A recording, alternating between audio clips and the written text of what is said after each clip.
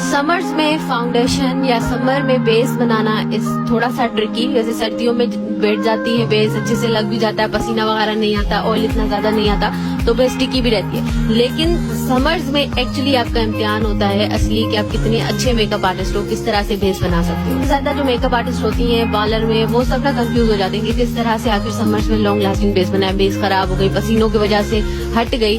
तो इस सब चीजों के सोल्यूशन भी बताऊंगी। इससे पहले कि आप कमेंट्स में ये मैसेजेस करना शुरू कर दे कि कौन से प्रोडक्ट्स हैं, तो मैं आपके साथ शेयर करूं। आज मैं जितने भी प्रोडक्ट्स यूज कर रही हूँ वो सारे के सारे मून टच के हैं। इसलिए यूज कर रही हूँ क्योंकि बहुत ज्यादा अफोर्डेबल है। आप सबसे पहले बेस बनाने के लिए गर्मियों में खासकर जिनको बहुत ज्यादा पसीना और ऑयलिंग का इशू है, तो वो क्या करेंगे, आइस क्यूब्स के साथ मसाज करेंगे। ठीक है, आइस क्यूब के साथ फेस का मसाज करेंगे। इससे क्या होगा कि आपके पोर्स जो होंगे ना वो श्रिंक हो जाएंगे। जब आपके पोर्स श्रिंक हो जाएंगे ना तो ऑयल आना बंद हो जाएगा और दूसरा पसीना भी कुछ देर के लिए कंट्रोल होगा। लेकिन एक दूसरी ट्रिक ये है कि अगर आप रोज वाटर के आइस क्यूब्स बना के रखते हो तो फेस एक तो टोन भी हो जाएगा और दूसरा अच्छे से उसकी मसाज भी हो जाएगी, और ऐसे समझे एज ए नेचुरल प्राइमर का आपका काम हो जाएगा। तो अगर गर्मियों में आप प्राइमर आपके पास नहीं है तो आप ये वाला स्टेप फॉलो कर सकते हो, लेकिन प्राइमर स्किप नहीं करना।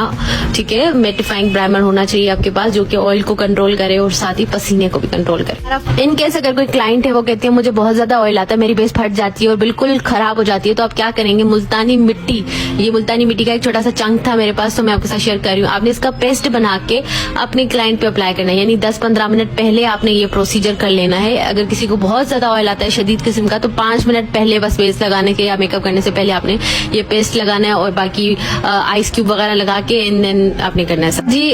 थर्ड आपका स्टेप होगा मॉइस्चराइजेशन। अब मॉइस्चराइजर आपने सोच समझ कर यूज करना है। क्या होता है कि मॉइस्चराइजर हम हैवी लोशन लगा लेते हैं तो वो बेस उसी वजह से भी खराब हो जाती है, क्योंकि इतना हैवी लोशन लगाते हैं तो वो ऑयल तो ऑटोमेटिक आ जाता है फेस पे। तो आपने बिल्कुल जेल टाइप का मॉइस्चराइजर यूज करना है, जैसे पॉन्ड्स का जेल मॉइस्चराइजर आता है वो वाला यूज करना है। ठीक है, आपका जब पूरा ये बेस बन गया, ये हमारा ना CTM डन हो चुका है, अब हमारा बेस जो था ना ये क्रिएट हो गया। अब हम क्या करेंगे, अब हम एक्चुअली प्रिपरेशन करेंगे बेस की। अब मैं आपके साथ वो भी शेयर करने वाली हूँ जो मैंने कहा कि डार्क स्किन पे आप फेयर बेस किस तरह से बना सकते हो। अगर तो आपकी क्लाइंट है, उनकी स्किन क्लीन है, नीट है, मीडियम अंडरटोन है, तो आप बिल्कुल उनकी स्किन पे जहां जहां आपको लगे डार्क स्पॉट्स हैं या हल्का हल्का ऑरेंज कलर करेक्टर आपने पूरे फेस पे अप्लाई कर देना है। ठीक है, हल्का हल्का सा। लेकिन अगर कोई डार्क स्किन है बिल्कुल और आप चाहते हो कि उसको हमने बहुत ज्यादा फेयर बनाना है, तो फिर आपने उसको पूरी फेस पे जो है वो कलर करेक्टर अप्लाई करना है। अब यहाँ पे ऑरेंज कलर का जो ये मैं बेस यूज कर रही हूँ ये है मून टच का। ठीक है, बहुत ही अफोर्डेबल प्राइस में आपको मिलता है, बहुत लॉन्ग लास्टिंग होता है, बहुत क्रीमी इसका टेक्सचर है, अच्छे से अप्लाई हो जाता है। ठीक है, आपने थोड़ा थोड़ा सा करके अप्लाई करना है। जाहिर सी बात है, अपर लिप्स पे आप अप्लाई करोगे, आप डार्क सर्कल्स वाले एरिया पे अप्लाई करोगे, थोड़ा सा माथे पे अप्लाई कर लो, हल्का सा चिन पे, हल्का सा चिक्स पे अप्लाई कर लो। ठीक है, हल्का सा, यानी एक छोटी सी लेयर आपने फेस पे अप्लाई कर देनी है। इससे क्या होगा कि एक आपकी ना प्राइमरी बेस बन जाएगी। अब आप इसके ऊपर कोई भी कलर लगाओगे तो ये कलर जो है डार्क नहीं करेगी आपके फेस पे। ठीक है, और फिर अगर आप ओवर भी व्हाइट कलर का फाउंडेशन लगा लोगे तो ये दोनों पिगमेंट्स मिलके अच्छा कलर बन जाएगा जो क्लाइंट के फेस पे सूट करेगा। लेकिन ये चीज हमने नहीं करनी क्योंकि एक गलती होती है। ठीक है, हमारा कलर करेक्टर लग गया। अब इन केस आपके पास ये सारे प्रोडक्ट्स इस तरह स्टिक या क्रीम फॉर्म में है, लिक्विड में नहीं है, तो आप क्या करेंगे, जब आप मिक्स करने लगेंगे तो रगड़ा रगड़ी बहुत होगी। तो आप क्या करेंगे, आपने ले लेना है लूज पाउडर। यहाँ पे मैं लूज पाउडर यूज कर रही हूँ मून टच का इन एवरी शेड। ठीक है, एवरी शेड में यूज कर रही हूँ। आपने सिंपली अपना लूज पाउडर जो आपने कलर करेक्टर लगाया हुआ है फेस पे, जो आपने कंसीलिंग की है उसके ऊपर लगा लेना है। अब क्या होगा, जब आप इसके ऊपर बेस लगाएंगे ना तो ये कलर और आपका बेस का कलर बिल्कुल मिक्स नहीं होगा। ठीक है, ये आपने बात ध्यान में रखनी है, क्योंकि क्या करते हैं ना हम लोग अक्सर कलर करेक्शन लगा लिया और उसके ऊपर फिर फाउंडेशन लगा लिया तो मिक्स हो जाते हैं। देखिए, प्रोफेशनल जो होगा वो तो हैंडल कर लेगा, मिक्स नहीं होगा उसका।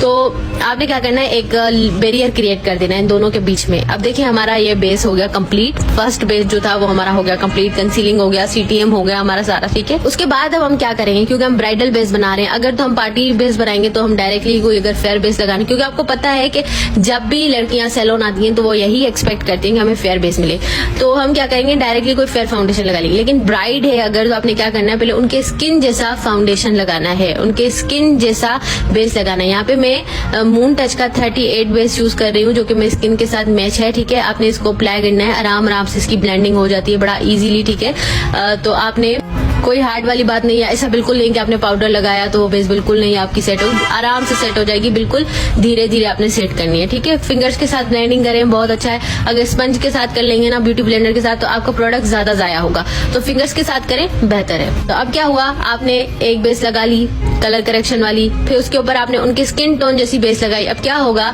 अब आप दुनिया का जितना सफेद आटा उनके फेस पे भी लगा देंगे ना, तो उनका बेस बिल्कुल ग्रे नहीं होगा। जो ग्रे हो जाता है ना, बेस नहीं होगा ग्रे।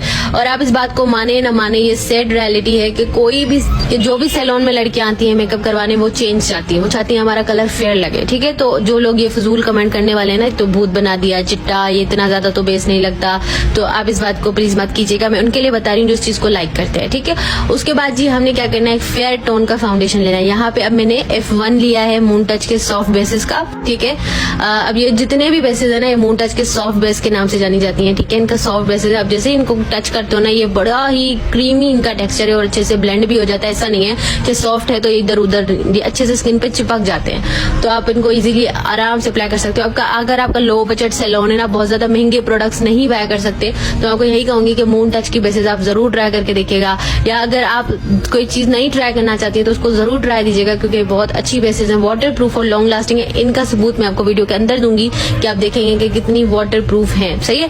आपने क्या करना है, बेस को अच्छे से फेस पे बिठाना है, अच्छे से ब्लेंडिंग कर देनी, क्योंकि ब्लेंडिंग नहीं करते ना, इस वजह से बेस हट जाती है। तो आपने क्या करना है, जब आपने बेस अप्लाई कर ली, फिंगर्स के साथ सब कर लिया, उसके बाद भी जब हम हाथ लगाते हैं तो बेस ट्रांसफर होती है। तो आपने क्या करना है, ड्राई स्पंज लेना है और अच्छे से उसको डैबिंग वाले मोशन में आपने बेस को ब्लेंड करना है, जिस तरह से मैं आपको करके दिखा रही हूँ, ठीक है। आपने फेस पे इस तरह से करना है। बहुत सारी गर्ल्स बोलेंगी कि हाथ पे तो बेस बनती नहीं है, फेस पे बेस बनती है। देखिए, हाथ की स्किन मजीद प्रॉब्लमेटिक होती है, रिंकल्स होते हैं, आपकी रगें नजर आ रही होती हैं, और जो है डार्क स्पॉट्स वगैरह होते हैं उनमें, ठीक है। तो और बाल भी होते हैं ज्यादा, तो हाथों की स्किन ज्यादा प्रॉब्लमेटिक है बनिस्बत स्किन फेस की, ठीक है। यहाँ पे मैं ले रही हूँ जी एक मेन इंग्रेडिएंट जो हमारा गर्मियों में होना ही होना चाहिए बेस के अंदर, अगर आपको वाटर प्रूफ और लॉन्ग लास्टिंग बेस चाहिए। अब यहाँ पे मैं यूज कर रही हूँ जी मिनरल पाउडर बेस। ये पाउडर बेस भी है जी मून टच की, in ivory shade, in light shade, ठीक है। तो अगर आपके पास ज्यादा बजट नहीं है, ज्यादा आप बेसिस नहीं बाय कर सकते, तो अगर आप इनका एक भी ये वाला बेस बाय कर लेते हो ना, तो बहुत फिट रहता है। इनके डिफरेंट शेड्स आते हैं, ठीक है। आप अपने डिफरेंट शेड्स के मुताबिक, फेस के मुताबिक, जो भी आपका टोन है उसके मुताबिक आप सैलून में पूरा इनका सेट लेकर रख सकते हो। उनके अलग अलग ढेर सारे शेड्स आते हैं, तो आप वो शेड ले सकते हो। लूज पाउडर के अंदर शेड्स आते हैं और इनके बेसिस के अंदर शेड्स आते हैं, तो आप अपनी स्किन